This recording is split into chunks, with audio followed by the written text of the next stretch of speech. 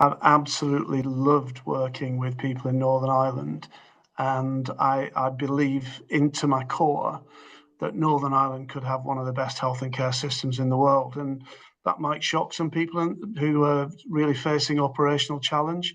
But when you look at the assets that we have in terms of the quality of people and the leaders, we have Encompass now. Every provider will be on the same information platform, and I think the only other place in the world that has that is Singapore.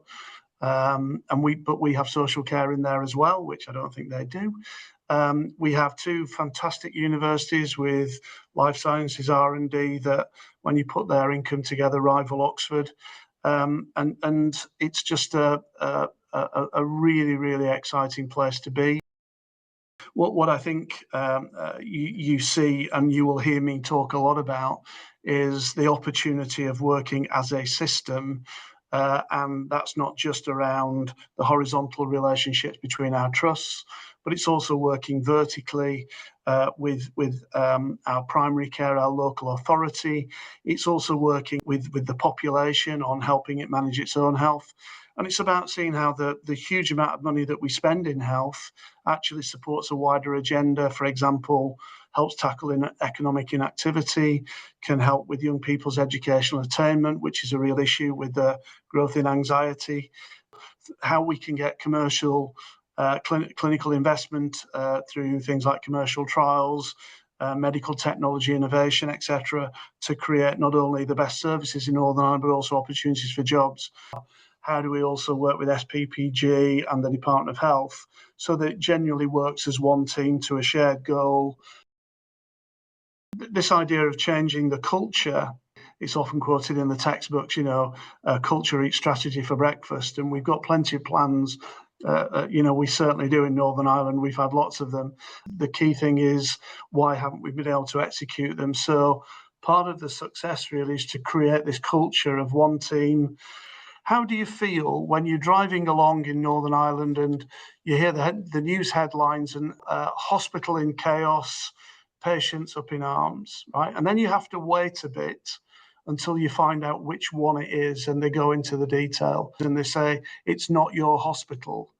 How do you feel? Okay, you probably feel pretty good for a moment because it's not your hospital, or relieved.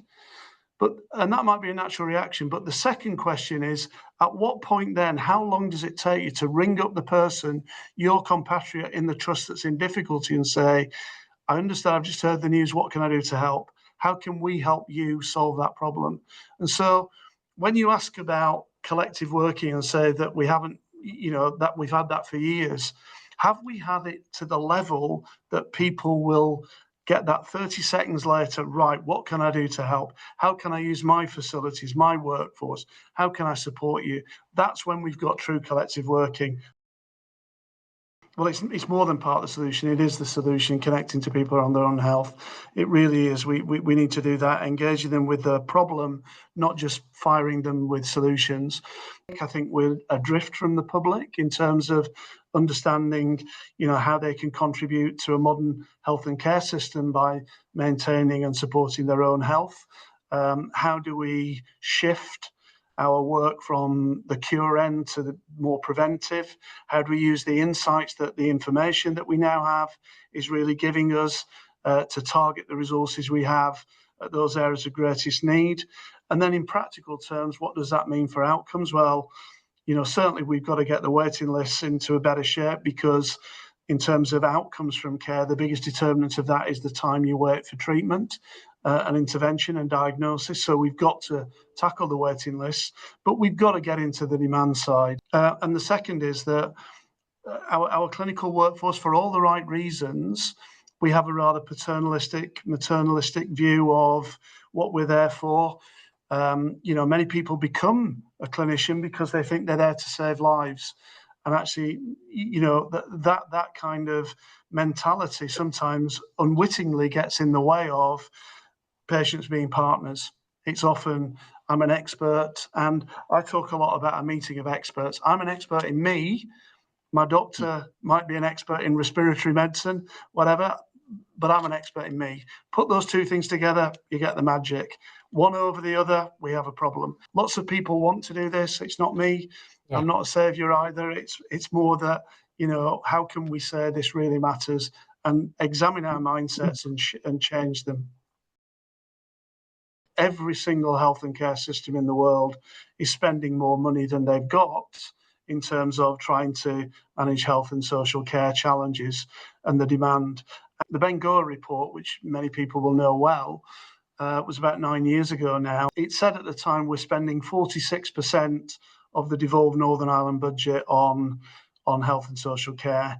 Well, we're now 9 years on, we're now spending 53%. If we carried on that basis, by 2050, we would be spending 80% of Northern Ireland's public expenditure budget on health and care. We simply can't be in a position where that happens. And that's largely because we haven't really tackled the demand side. So this is the connect to people about their own health, provide the opportunities for them to stay healthy, but also when they need to access services, we get diagnosis at the first point of contact in the right way. We support and develop our primary care services, not just general practice, but for pharmacists, our social care and mental health first line calls. And then we start to get it right in terms of who needs access to our acute services when they need it. So we've got to tackle demand. So let me just pick up on the finance, because I think this is significant. I would have loved to be in a position where I had money to invest in transformation and change. I understand why the executive and the assembly supported the budget that it has. But in essence, it means flat cash really for the health and care system, which ultimately means that we have to find a considerable amount of savings in year to live within our means.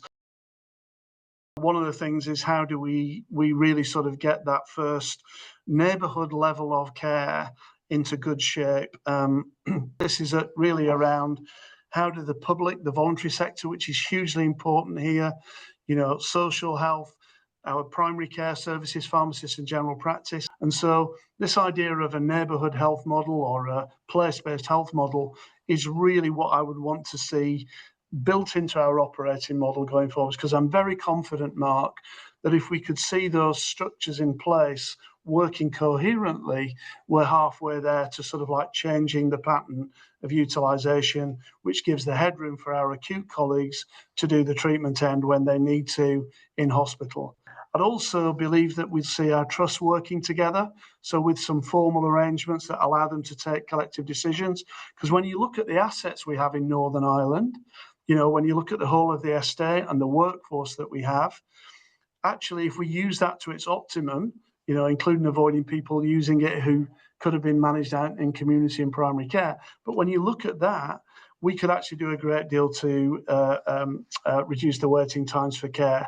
But that means some changes in terms of, you know, how do we get the right services in the right place? How do we get our workforce in the right place?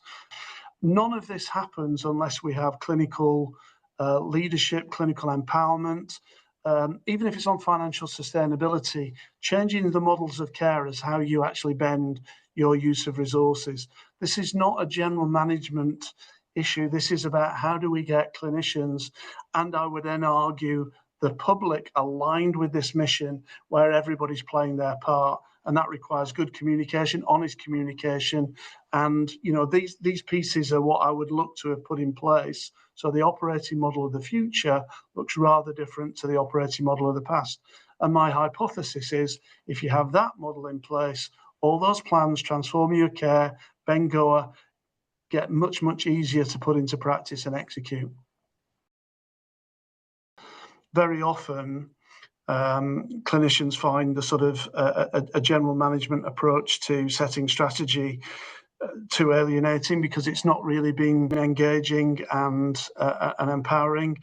So my job in connecting to them is how can I create the conditions that they can be the best clinician that they can be. And I think if we can start with that kind of mindset, if we can create a shared purpose that it's all our jobs to help Northern Ireland have the best health and care system in the world because our people deserve it, actually then you can start to get some buy-in, or at least some interest to the conversation about, well, what does it take? How can we make you the best clinician that you can be? And my experience is once you start doing that, you build trust. You then need mechanisms, because you need to empower clinicians, not just engage them. You need to give them decision-making capability. That might involve devolving budgets and helping people manage that. We need to give them benchmarks so as they understand how are they performing against their colleagues, but not to blame them. It's to basically help them understand how to improve. And we need to stop blaming people when things go wrong, because that, people get very defensive and feel very criticized. No clinician goes into work to do the wrong thing. Recruitment, bringing people in, make it attractive. I hope that by, talking up the system in the way that we're starting to sort of talk about what we're trying to do, our ambition, that will help. So there are lots of things that we can do to actually give people a sense this is a place that's going somewhere. At the other end of the scale, how do we look after people? We have a higher sickness absence rate than the other three nations, but I know that we're tackling that. The deployment of our workforce to the right places, and can we make it easier for people to work across different sites, etc. If we are resetting our health and care system, and we are determined to move to be more preventive and to think about that shift, we should be thinking now about what are the implications for workforce.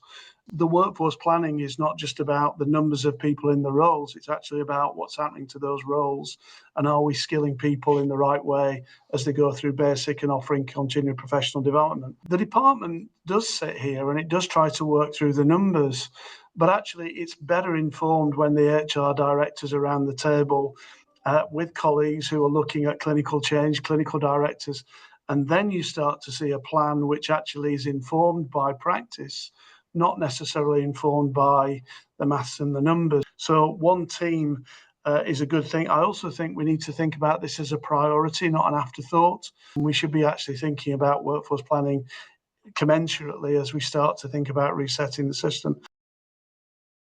It's about the quality and the support of line management. Do people say please and thank you? Do they recognise when someone's got an emergency at home? Are they being given a workload which is unmanageable, and then when someone turns around and says to them, I'm really struggling, starts to blame them rather than support them? What are people being given by way of information about how we're trying to work to improve pay or fairness in the pay system? A lot of the issues that create some of our problems are the sort of locally managed hygiene factors of giving, having great line management. And I think we've got to invest in our middle and line managers. I really do. I think we've got to support them. And if you do that, a lot of our issues that ultimately pop out as major problems can be resolved in-house at an early stage when people are starting to feel that they're not being valued. The direction of travel has got to be that the resources are shifting towards effectively primary care. Has to happen and will happen. If we're going to do anything about that percentage increase in the overall draw on the Northern Ireland spend, this is where we will do it. Community pharmacy, I think, is incredibly interesting and agile. General medical practice, hugely important too, in terms of its ability to, for people really with defined conditions to manage chronic conditions well. The resource that I would like over time to put into the out-of-hospital setting needs to be there, but probably not for more of the same. The MDT model, for example, is a very good example of Northern Ireland actually with a model which has been evaluated and seemed to work. So I think we are over time undoubtedly aligned in our vision and our desire to see more of our resource spent, and particularly to connect with people who will be more informed about their own care. The whole diagnostic process becomes more straightforward the more we as citizens have information about our own health. I'm a big fan, which I know in Northern Ireland we've got some, of GP federations which are helping get scale. How do you get unwarranted clinical variability out of the system at that first point of contact? We see huge variation between what some practices are doing in terms of managing conditions and others not. And how do we use scale and and leadership there, really, to try and help every GP practice and every pharmacist be at the level that you would want them to be at in terms of the services that they offer. I'm massive supporter of the role that the voluntary community social enterprise sector can play, because when you look at our first point of contact, if you like, when you know, and you've only got to go back to COVID to look at the way in which communities supported communities and managed kind of problems which otherwise may well have ended up in general practice, but were managed brilliantly and better with neighbourly support, with community support. Now, a couple of things that we can do that would make a big difference. There is no reason on earth why we couldn't have longer term contracts with our community and voluntary sector. A lot of our community sector that gets funded is actually spending an awful lot of their time looking for next year's funding. We still spend the same amount of money, but actually we've got a mechanism there that isn't helping people. How can we recognise the role that it's played? How can we get you around the table? There are some really, you know, very practical things that could be done that would really make a difference, I think, in terms of valuing the community and voluntary sector. But actually, it's very, very powerful, that sense of belonging to a community, a neighbourhood, a place. And you know, that should be a real asset for us. That has to be at the heart of what we do. I'd love to try and get that to a more sort of coherent place, so that actually when you're on the ground, everybody kind of understands how the model works to support VCSE, and actually it's seen as an equal partner, not an add-on or sometimes missing from those conversations. There are a huge number of organisations that I've had the privilege of working with over the last 13 years in my consulting role, including some of the biggest in the world, you know, and the medtech companies and the pharma companies. Who I think are always looking for, how do we get proof of concept? How do we find the flagships that then become our platform for, in some cases, global sales, or if they're small startups, to actually achieve the investment that they know that they can get when they go for financing raises. And the truth is that in Northern Ireland, we could be the place that not only has the scale of 2 million population, but we can do it as our entire health and care system as a country. And that's incredibly attractive to people looking to get proof of concept. So I believe that we're not doing enough. We've got some really, really good bits. We have the platform of data that will come through Encompass will be, you know, perfect for research. So this is a big area for us. And I've talked about the financial constraints on the public purse. Actually, there's a lot of people looking where to put their money. Life sciences is the second biggest area for private money investment. First of all, we've got to set out our problem statements. What do we need help with? They shouldn't have to guess. These are the challenges that we face. Can you help us? And secondly, how can we make sure then that all our clinicians in our trusts are aligned to do something as and when we start to innovate? And that requires leadership, and it requires good clinical empowerment. But we could be magnificent in this space, you know, to support us in terms of income growth, because we're getting investment, or people are providing some of their leading edge technologies free for us to get proof of concept. So we're getting that kind of value. You know, that will really help with us, our financial challenge and our transformation challenge. Look, there's lots of examples now, and I think across the world, of, you know, trusts being separately governed entities, but having shared governance around where you have to operate on a bigger footprint or at strategic level. So we've got to get the balance right. Devolving authority, what can you do in Belfast within your gift that improves everything that you do, working within your own health system? So that's the local health economy around the vertical relationships, but also then being a big player alongside your colleagues in terms of horizontal relationships. And we've got to be, you know, that's the model that we need to do.